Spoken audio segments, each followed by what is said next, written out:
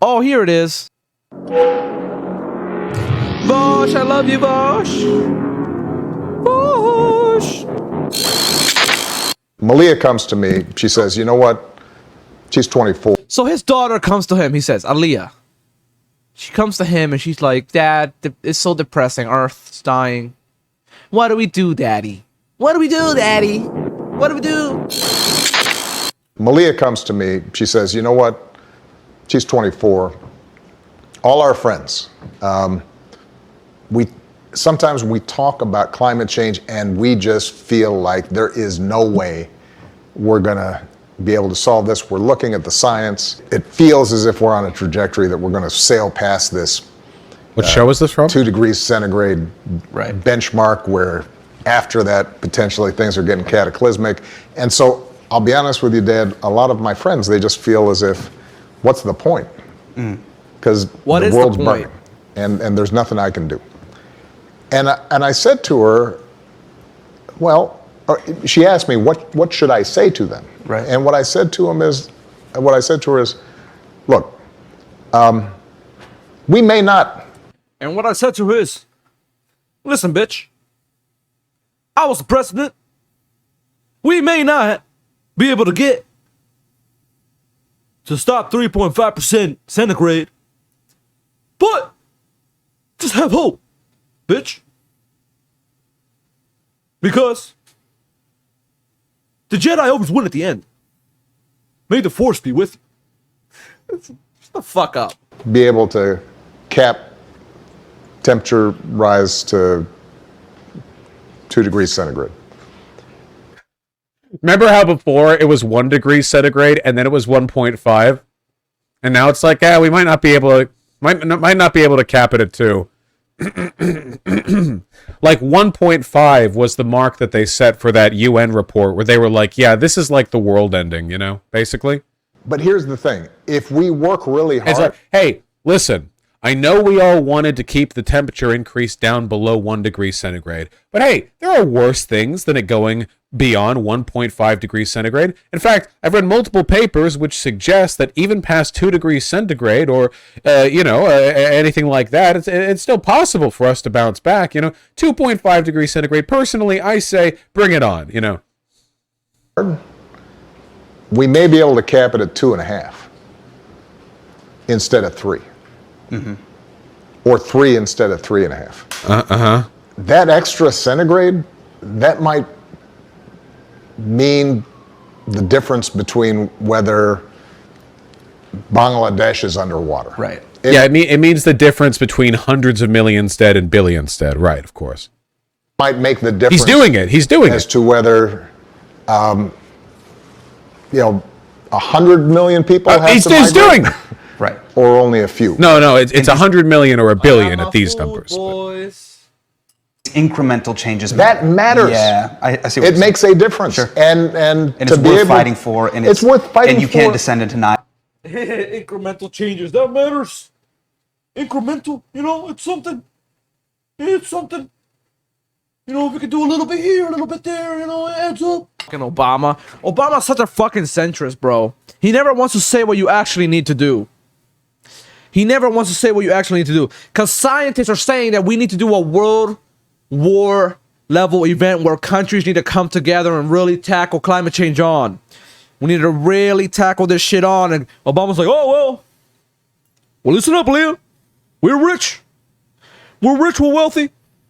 We made it. Don't worry about the poors. We have a wall. We have guards. We have defense. We're wealthy. We can live forever, Aaliyah. We can pay our AC. Don't worry about the poors. All right, Aaliyah? Don't worry about the poors, Aaliyah. The poors they just do the work. We actually get to enjoy the fruit of our labor. What labor, you ask? Of their labor. My bad. Nihilism and not try to save So this is I guess like the best thing you could call this is like toxic optimism. Obama can't not be cool. Like he always has to be cool and collected. It's his whole thing. So he can't. Under Obama, that motherfucker increased He increased every fucking every oil drilling bill or whatever. He passed so much fucking shit. Sit That's here and go, pro climate change.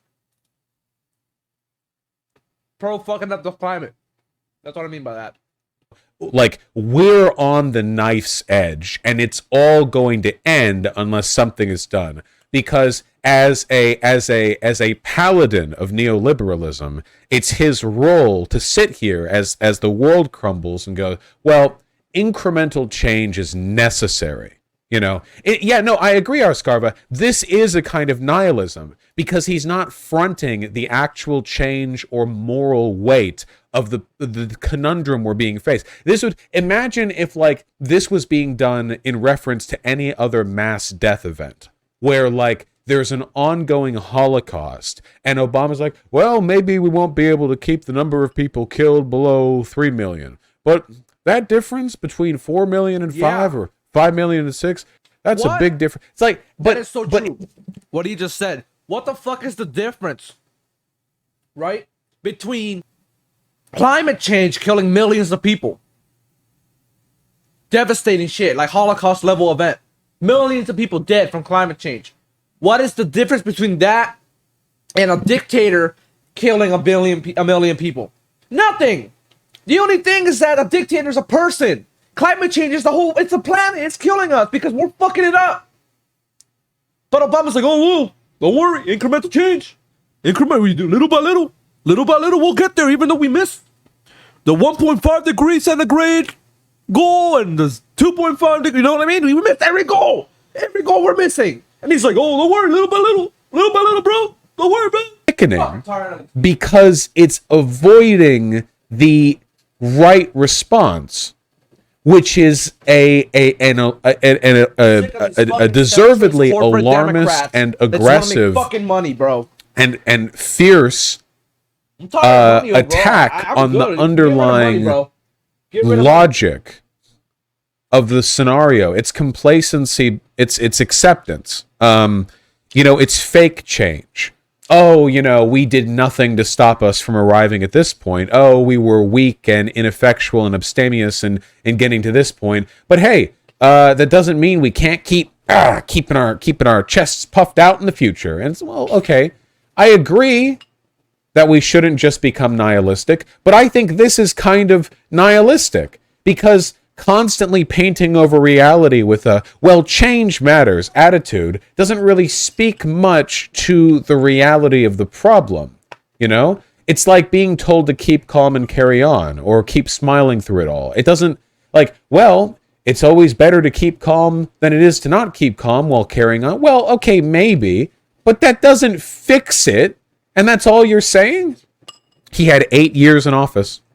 I love that every once in a while when Obama says something online, you'll get like these like 16-year-old Zoomer neolib or SOCDEMs who will be like, actually, there was nothing Obama could have done but bring out a watered-down Medicare for all bill that would insure a bunch of previously uninsured people without changing the fundamental structure of the insurance system, and it barely provided them any coverage, and then a lot of it restrict away. Yeah.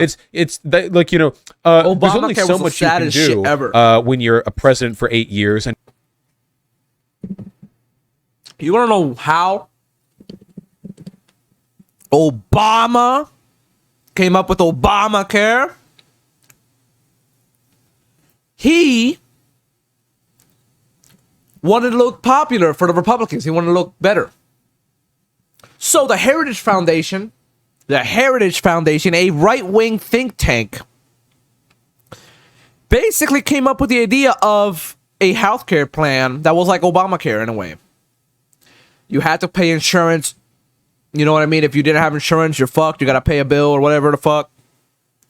Obama took that idea from Heritage Foundation, a right-wing think tank, slapped his fucking name on it. Bam, Obamacare. You gotta have insurance or else you get charged. Blah, blah, blah, blah, blah. Shitty insurance. Bam, Obamacare. Right-wing think tank. Obama, centrist. A leftist, a real leftist will never fucking listen to a right-wing think tank, okay? and during portions of your presidency you have both enormous popularity and like significant legislative support, you know, just like I don't buy it. It's just so interesting how Republicans and Democrats theoretically follow the same rules and are limited by the same powers, and yet for some reason nothing seems impossible to Republicans. They can do anything they put their minds to, but for Democrats, you know, they are sickeningly weak. No wonder the youth unemployment rate in Italy is so high. Raised temperatures to 48 C. Ooh. Oh my god. Shit. 118 Fahrenheit. Yeah, 118. 118? Oh my god, dude. How much evidence do we need that the fucking planet's dying in front of our eyes? How much evidence do we need? Like, I'm gonna keep doing this show until I die, bro. I'm gonna have so much evidence, but no one's gonna care. This is like Death Valley shit. Jesus Christ. Could get close to breaking a European record this week as a fierce heat wave grips much of the continent. Ooh. With the islands of Sicily and Sardinia predicted to bear the brunt at 47 to 48 degrees C. Jesus. This is like post-apocalypse shit, man. This is like, guys, get your fucking snorkel and fins. We're going to spend this weekend underwater. Get your air from the little tube. You are going to stay down there. The water is still going to be like 65 degrees, or not 65, 95 Fahrenheit. A lot of places here in Europe don't really use AC either. Yeah, don't a lot of places near the Mediterranean not really use AC because A, the temperature tends to be nice, and B, there tends to be a nice like oceanic breeze, or like sea breeze, I guess. The Mediterranean's pretty big. No AC and thin walls. Ugh. When I was in Italy, they had AC, but it was shit. Yo, that was some good ass ravioli, dude. I ate some ravioli. The intense heat is expected to last about 2 weeks. Oh my god! In central and southern Italy? What the fuck? They're gonna die. Now they'll be cooking their pizza on the pavement. Yeah, I guess they know. England barely lasted through the last heat wave. Yeah, I know a lot of people made fun of the UK because they were like freaking out about a heat wave where it was like 88 degrees or whatever. But what people don't understand is like a heat wave. Yeah, in different parts of the world, a heat wave means a different thing. I learned this from vowsh. I watched this earlier, but it makes total sense because they build their houses differently. Like in Europe, it's colder, so like they build their houses to keep in the heat, right? And because of that, in the really hot fucking climate change era, you're fucked. Instead of keeping all that heat, you're gonna die. Wave in different parts of the world means very different shit.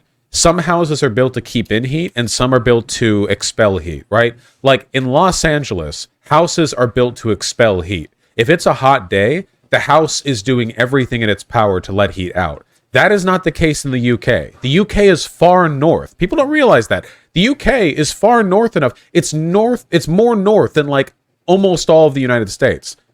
I think that the UK, in terms of like height on the globe, is closer to Alaska than it is to like Ohio. Like it's much further up than a lot of Americans think. It's cold up there. So 88 degrees? Insane. Also, there's acclimatization to heat. If you live in a hot area, if your body gets used to it, your skin smooths. And if you live in a cold area, your skin corrugates. I know that sounds insane, but there are literally, if you live in a cold area, or people who live in cold areas, have like microfolds on the outside of their skin that retain heat, like air pockets, kind of. I know that sounds really dumb, but that's a thing. It's not like a genetic evolutionary thing. It happens to you if you acclimate to the temperature. There's a lot of stuff. Yeah, the way your fat distributes, like there's a lot of stuff when it comes to like how much you can take heat-wise. Epigenetic activation. Just to confirm, because I'm positive that I've read this before in a study. Cold skin folds, wrinkles, corrugates. One of those words should bring it up. Skin folds, wrinkles, corrugates. To acclimate to cold. Human physiological response to cold exposure. The pattern of acclimatization is dependent on change in skin and core temperature and the exposed... Three primary patterns of cold acclimatization have been observed. A, habituation. B, metabolic adjustment. And C, insulative adjustment. It's that last one right there, insulative adjustment. Dependent on changes in skin and core temperature. I'm not going to look into the whole of the article, but yeah, it's interesting stuff. So there's a physiological reason why people who are born in warm environments tend to get cold easier and vice versa. It's not just what they're used to in like an emotional sense. Man, I feel really bad for fucking Italian people are gonna die in this. Jesus. Are China and India doing better at us at transitioning to green energy? Are we just fucked? No. There's some sensible stuff that China has done in terms of like how quickly our economy could shift into green energy, though. I'm pretty sure America is pretty much top of the line for a large country.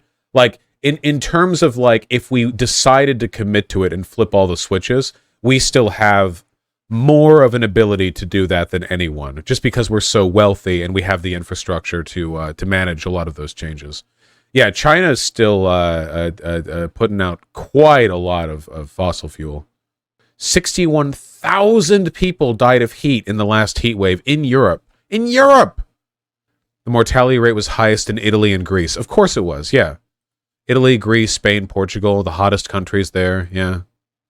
Can't wait for it to be even worse next year. India has done a good job of switching to solar energy. Is that true? Hey, that's nice. Sunny makes money. India installs a record volume of solar power in 2022. That's cool. I like that. That is such an interesting aesthetic. I don't know if this would be considered like a poor looking building in India, but to me it does look poor. And to have on its roof these like solar panels, it's just like an interesting, because that's the world I want, right? I don't want there to be poverty, of course, but like the idea of green energy being so normalized that like you don't just see it as a glamour affect in wealthy areas. It's like, oh, you go down to where the tenements and the poor people are. Well, they've got solar power too, you know? India's really fucking hot right now, apparently. Yes, it is.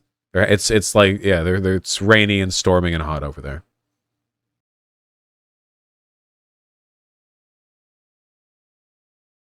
I really do wish poorer countries had way more solar panels. Their government and shit subsidized. available. They basically pay you It's to get not these fair. installed. Yeah, they did that. They've done that in a lot of countries. They did that in Australia. I have a friend who got like solar panels on It's their roof not basically fair. for I'm making free more because of ravioli, that's why I government left. I'm subsidy. sorry. Whereas over here in the United States, Jimmy Carter had solar panels put on the roof of the White House, and Ronald Reagan had them Fucking taken down. Ronald out of Reagan spite took when he them entered down, the office. solar panels on the White That's House. where we're at. That's how Solar shitty energy this right now is country is. incredibly cheap. You can be a president that does something good, and then the next motherfucking shitty ass corporate overlord president comes in and fucking undoes everything you did. It's like, okay, sweet. It's cheaper than any other Sweet. kind of energy. I have a lot of hope for India in the future. I know they're currently led by a Hindu fascist, but there's some stuff that their government has been up to that I feel positively about. Oh, they do, Perel. The majority of solar power in India comes from their like giant deserts, you know? Because the difficulty with placing solar plants is that you can't just place them anywhere. There is an efficiency runoff if you transmit energy across too long of a line. Or to put it another way, if we put a bunch of our solar plants down in like New Mexico, that energy... Basically, energy would always find a way to escape through heat. That's why when your phone is hot, it loses a lot of battery quickly. Because heat is basically like the when your batteries are on, it causes heat because there's always excess energy that's leaving it or whatever. I don't know. It's very fucking complicated. But over time, over long distances, electricity will lose energy through heat. In other ways, I'm sure. But like, yeah, you know, vowsh basically said everything that I'm like agreeing with. Like, it's too fucking hot. Planet's dying. I quit Mac. Never kill your motherfucker, commit suicide. Dice get rough, don't give up, don't take your own life. Everything gonna see alright. Gonna see alright, cuz. Never commit suicide, never commit suicide. Things get world's rough, burning, don't but give up, we don't here, take your dog. own life. Everything gonna see alright, cuz. Never commit suicide. Suicide by the weak minded, been through hell, no money, late night grinding. With baby stretch, draw down the baby T-Loc, really grinding. In the 50s we winning, we shining. Never commit suicide, don't do no Custer shit. Killing yourself, some Custer weak shit, y'all. minded. I've been a We will stop climate change. Never commit suicide. You know what I mean? Stay politically active. Don't worry. All right, y'all, it's terrifying article time. I hope you're ready for Kyle terrifying Kalinske. article time.